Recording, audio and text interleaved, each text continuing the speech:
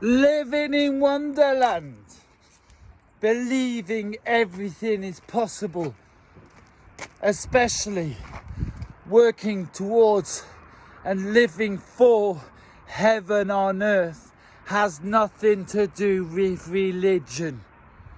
It's not about being Catholic, Islamic, Buddhistic, Rastafari, or whatever you want to believe. I'm not even confused because of all the Hindu gods. It's nothing about that.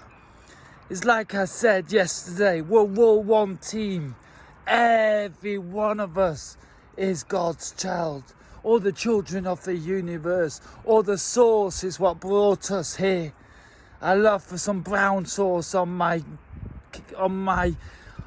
food, especially on a full English breakfast. If you know what I know, then you know what I'm talking about. A bit of HP brown sauce, well, there's nothing better.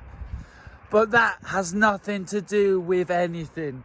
The only thing that we need to believe and need to know is we are all human beings. And anybody who tells us anything else, that we're separate from nature, that we're anything else but nature, is trying to separate us and trying to divide us. And we do not need to be dividing, because we've got it in ourselves, the good and the bad.